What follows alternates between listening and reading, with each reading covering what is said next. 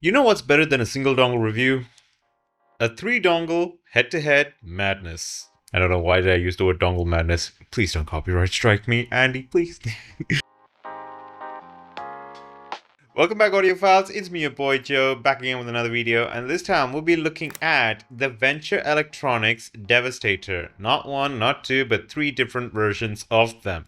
And to no surprise, the Venture Electronics Devastator is from Venture Electronics. So they are synonymous with really good value for money. I have done a lot of those reviews of Venture Electronics products in this channel. Do check them out. I will leave some links if you want to in the descriptions below, as well as some cards up there. But Venture Electronics is a really good brand for these kind of value-oriented IEMs and headphones. And this time we'll be looking at the Venture Electronics Devastator, the Devastator OG, the Venture Electronics Devastator Pro, and the Venture Electronics Devastator Pro Max. Goes without saying, quick disclaimer, the Venture Electronics Devastator Pro and the Pro Max is given to me by Venture Electronics. So a huge shout out to them. Thank you so much for giving me these units for review, and huge shout out to Audio Geek for facilitating this particular review units. And as usual, all thoughts and opinions are my own and no biases whatsoever. In fact, Venture Electronics just gave me these 3 DACs and said that go ahead and use them, and didn't even expect a review. But I want to go and provide my review for these units because these are really good value for money. In terms of pricing, the Venture Electronics Devastator is 20 bucks. The Venture Electronics Devastator Pro version is 40 bucks in terms of just the item alone. There are other bundles as well. I would leave a link that there are several different configurations for the Pro version. And same as goes for the Pro Max, which is also 60 bucks in terms of just the Pro Max alone, but it also comes with bundles if you want to. So Venture Electronics does give really good bundle options, and I do highly recommend going for bundle options rather than just the Pro and the Pro Max alone, because you could even get things like the Monk series earbuds and a lot of good stuff along with the particular DAC in question. So with all that said, let's begin. Alright, so we're talking about Venture Electronics. So as usual with all the different videos that I've talked about Venture Electronics, their boxing is pretty much minimalistic as heck, because all of these 3 different ones just came in this kind of a pouch. Nothing special at all, just a simple pouch, and it comes inside that. Pretty safe, pretty secure, so I don't have to worry about it. But yeah, if you're not going to be thinking about getting the ultra unboxing experience when you talk about Venture Electronics, they're putting all that money into the innovation and into the product, which I kind of like actually. So another thing to note is that along with this, the pouch and the DAC itself, you also get a USB-C to A, so you can even plug this into your PC if you want to. Now let's finally get some good closer look at the different DACs. So let's start with the OG Venture Electronics Devastator. So as you can see, this one is a gray version, metallic front and back, and the sheathing is actually synonymous with different kind of cables that Venture Electronics does have. So I have shown these kind of cables before. The Dick Vita cable has it, and even the Guanji has this kind of cable. So it's pretty similar, that kind of sheathed copper cable. Nothing major or fancy in here, pretty bulky in the front and the back because this one's a 4.4 and the front is having no branding, but it is a metallic one, so that's there. Pretty much simplistic, pretty much built to last because it does have the cable protection in the front and back. I haven't heard of any kind of case where this particular cable dies out, so that's good. And in terms of overall build quality, pretty sturdy as well, so nothing to complain about. So if we go a step further, this is the Venture Electronics Devastator Pro. Let's have a closer look at that. So as you see, the Venture Electronics Devastator Pro is pretty much more of a braided cable. It has juiced up cable quality in there, and the front and the back is much more streamlined, and we also have the Venture Electronics logo written in there. So that's a bit cool. And this one is a 3.5 mm. So do note the Venture Electronics Devastator Pro is a 3.5 mm DAC. It is not a 4.4 mm. The 4.4 mm is the Pro Max, which you'll see in a bit.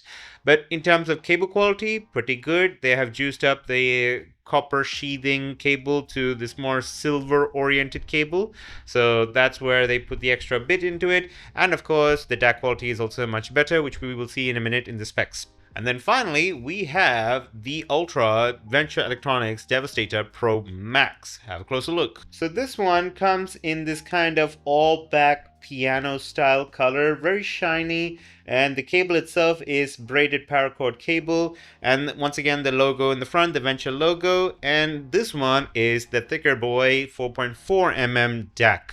So if you want the 3.5 version, you have to go for the Venture Electronics Devastator Pro. And if you want the 4.4 version, it's the Pro Max that you're going to have to go for. In terms of build quality, this is much more better, much more shiny as well, although it does get a little bit of a fingerprint once you're using it, so it does get a little oily once you start using this more often, but a quick wipe and it's back to being super shiny, so I kind of like it. And I don't think that this paint is going to chip. Even in my usage, I haven't seen this paint chipping, so there's no worry in that aspect. But the cable quality is really good, pretty rugged in feel. It's a lighter on the stiff side. It's not as soft as the other two versions, but I think that stiffness counts for the fact that this is a bit more durable, because I really like how this power-corded cable works. So that is pretty much on the look aspect and the build quality aspect of the Devastator OG Pro and Pro Max. In terms of specifications, however, we actually have a lot of ground to cover. In terms of the original Venture Electronics Devastator, the wrong one I shown. So in terms of the original Venture Electronics Devastator OG, so this one is rated to be at 1.9 VRMS with 110 milliwatts. That's how much the Devastator normal was. When you upgrade and go to the Venture Electronics Devastator Pro, we are looking at 2 VRMS with 119 milliwatts. So it's a little bit of a step up in power as compared to the original Devastator. We will see how that is in the sound impressions, but in numbers, this is taking a step up and it's having a more upgraded chip, I believe. And once again, when you move ahead of that, you are now looking at the Ultra Pro Max, and this one is dealing a whopping 3 VRMS of output and 330 milliwatts of power in this little puppy. So this one is way juiced up as compared to the normal and the Pro versions, and this one is certainly going to be able to power up most of the gear that you would need that is going to be looking at a dongle. So that is the crazy thing. I don't know what kind of sorcery that these Venture Electronics guys are doing, that they're running 300 milliwatts in this, which is in fact more larger than even several DACs at this size or even above. So with all that said, let's move on to a little bit of sound impressions with comparing all these three DACs head to head. For the sound impressions, the way we're going to be doing, as usual with all of my DAC related, source related reviews, I'm not going to be talking about how it sounds to me as per the earphones. I'm going to be telling you how it sounds as per the DAC itself. So what kind of qualities does the DAC impart to the song as compared to the other DACs.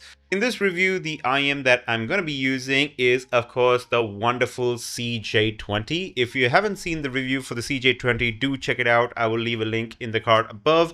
It's a wonderful IM which is rock focused, as well as holding its own against different kind of genres like pop or even metal and things like that. But an excellent IM for rock oriented songs in general. And this is what I'm going to be using for testing out all three of them with the same earphone on all three of them. So that way you would see what the difference is as per the DAC and not the earphone itself. But the earphones itself is a really good one. Do check out the review if you want to.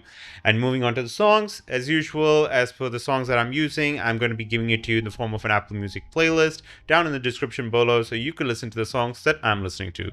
And the first one that we're going to be looking at is Beggin' by Maneskin, and the DAC that we're going to use is the OG Devastator, and I'm going to be using it with, of course, the 4.4 connected to the earphone. So one of the good reasons why I picked the CJ20 is that it comes with a modular cable, so I could actually switch it from 4.4 to 3.5 if I want to. And in this case, I'm using 4.4 with the Devastator. When I need to use the Devastator Pro, I could just switch it to the 3.5. That way it's the same earphone listening through 3.5 with the Devastator Pro, so I could try to listen to what are the differences there are. So now starting with Beggin' and Maneskin with the Devastator OG. So quick look in the volume. I'm actually having the volume set at around 60-ish%, and that volume is good enough for my audibility of the song at a good level, and that's how I'm listening to Begging. So the first thing I noticed with the song is that the bass is pretty good. It does render the bass to a good extent, albeit a little bit on the softer side as compared to the other ones. The bass is a little softened and the treble is also a little softened, but the bass power is really nice. It is able to drive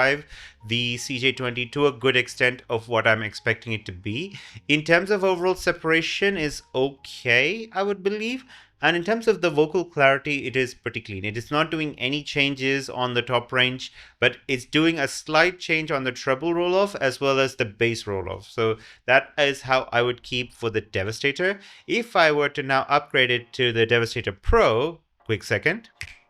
So with the power of editing, I have now quickly switched to the Devastator Pro, and I've also switched from the 4.4 to the 3.5 jack. And with this, what I can notice is that the bass is actually much more better. A quick look at the volume is also shown that my volume is at 50%. So this is able to drive something at 50%, which the Devastator 4.4 was only able to drive at 60% or a little bit higher than 60 as well. So power-wise, it does do better than the Devastator OG. And in terms of overall sound, I would say that this is actually doing better in the bass department as compared to the OG Devastator. This one is having a bit more bass rumble. I actually feel the rumble much more better than the OG Devastator. And the treble smoothness is not as much as the Devastator OG. So the Devastator Pro is doing a much more better treble representation than the OG Devastator. The rest of the instruments and the rest of the mid-range is very similar to how the Devastator OG works. I would say that the improvement is a little bit on the scale of like 10-ish% towards the treble smoothness as well as the bass effect. The bass effect is actually pretty much noticeable where you start to hear the sub bass rumble. I haven't changed the volume much. I am keeping it to the same level as I could comfortably listen to, and I feel like the sub bass rumble is actually better than the OG. So that is how the Devastator Pro is working. Now let's change it to the Pro Max. So on switching over to the Devastator Pro Max, what I see is a very clear-cut difference in power levels as compared to the Pro or the OG version for that matter. A quick look at the power settings, and this is at a simple 25%. So at close to a 25% or little to 30, this is already pretty loud enough for my ears and riding really comfortable on the CJ20. And with that, I also feel that the bass definition is much more better. So the bass definition is much more punchier, the sub bass rumble is much more cleaner, and the treble definition is also clean. There's an overall cleanness as compared to the Devastator OG for sure, with a slight change as compared to the Pro as well. But when I compare to the OG straight to the 4.4 Pro Max, I say the power levels are vastly different, because comparing something which is at 70% with something that the Pro Max can just run at 30 is a huge change.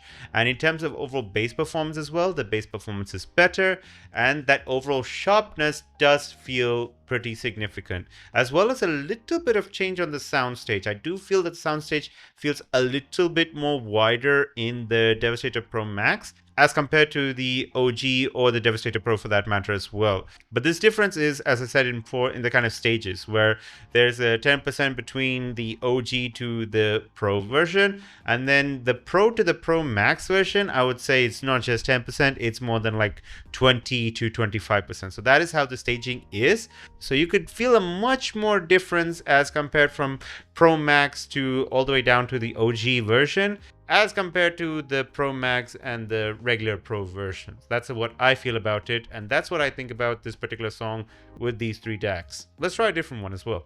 Alright, so the next one that we're going to be listening to is from Sia, which is Unstoppable. And in this one, I have done a pretty thorough check between the Devastator Pro Max, as well as the Devastator Pro.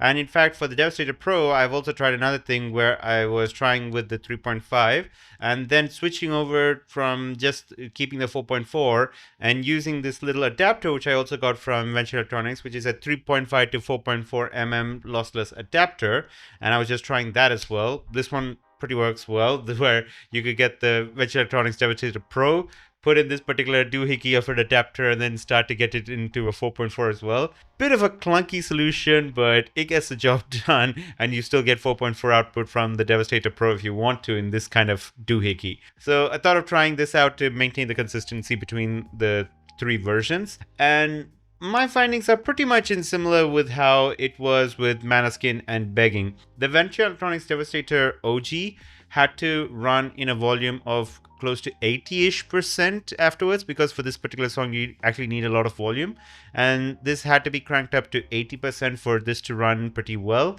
And then the bass quality, as I said before, it's all pretty good. It's not bad in any way for the Devastator as it is, but I would say it's a little bit on the softer side, and the treble is also a little bit of a quicker rollout as you would expect it to be. There's no much in the treble presence and air region in that aspect, but rest of the things pretty much neutral in that regard. When you move on to the Devastator Pro, this one was running at a volume of close to 60%. So this one can run in 60%, what this one needed to run at 80%. So this one ran pretty well. Both cases where without that adapter, I was able to get in that same kind of volume range where it's like from 50-ish to 60-ish percentage. And this one had a better performance in the bass range. The bass feels a little bit more tighter. I feel that the mids is a bit more cleaner, it's a little bit wider, and the treble roll-off is also a little bit later. So it's not going so fast of a roll-off, but it does keep a little bit of air region, and then it rolls off. And that is how I felt in the Devastator Pro. When you move on to the Devastator Pro Max, which I have it currently connected to, it was a little bit close to effortless. The volume on the Devastator Pro Max is just close to 40-ish%. This is compared to the Pro, which is at 60, and then the OG, which is close to 80-ish%. So this running at just 40%, it was able to get the volume that I needed, and is running perfectly well for the Devastator Pro Max.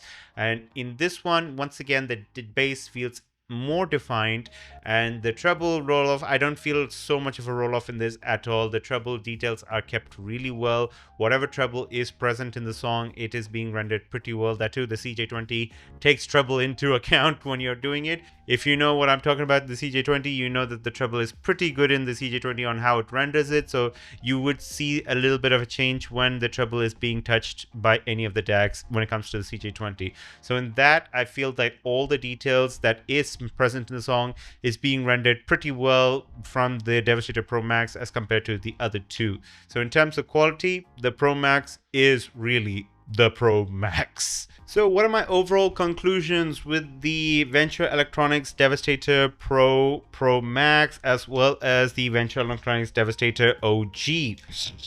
So first and foremost, in terms of build quality, you could clearly see a difference between a clear copper sheathing as compared to a nice, more neater silver braided, and then going straight into paracord territory, where you could see the clear difference between the OG, the Pro, and the Pro Max. So build quality, the upgrades is clearly visible where you're putting those extra $20. So I could consider like 20 and then 40 and then 60. So there are $20 jumps between each of them, and build wise, you could see that difference. In terms of sonic performance, I could clearly feel the power level difference between the three of them. So in terms of power level, what this is able to run at only around like 80-ish% or so, this is able to run, the Devastator Pro is able to run around like 20% more efficient, so that 80 turns to about 60. But then the Pro Max is another 20% efficiency, so their $20 difference is actually turning into more like an efficiency as compared to each other. So when you think of the Devastator Pro Max compared straight to the bottom Devastator OG,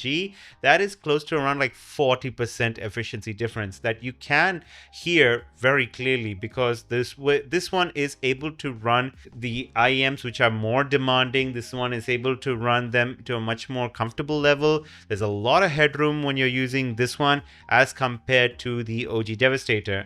And the Pro is just something sitting in between them. The Pro Max is by far much more better, much more cleaner, much more powerful than the OG Devastators. So I would say that the Venture Electronics guys really knocked it out of the park to have a 330 milliwatt output coming out of this little form factor, and that is excellent. So that's really good to hear. So this one is going to be reflected in my ratings for these things. If I were to rate the Venture Electronics Devastator right now, the OG Devastator, this will come at, I would say, close to 3.5 out of 5, because now when you're seeing the competition, it is falling a little bit behind. I would say power wise, it's not able to power up the IEMs to the extent that you need if it's a highly demanding IEM, But I would say for a $20 deck, you really can't go wrong with it. If it's a $20 deck and you need something to quickly power up your gear to an okay extent, and you don't want to just use whatever is existing in your phone or whatever is existing in your laptop, or if your laptop doesn't even have it as well, if your phone doesn't have it, then this is by far a very good alternative to look at. But if you're able to shell out an extra little bit for the $60 or the $70 Devastator Pro and the Pro Max, by all means you should do for that, because the Devastator Pro is excellent for the 3.5 version output that you're getting, and the Pro Max is the best output that you could get for the 4.4 in this kind of a form factor. So the Devastator Pro is going to get a very comfortable 4 out of 5 for me, just because this is a 3.5 and I'm not having the 3.5 in my use case. So that's the only reason that I'm going to be putting this to 4 out of 5.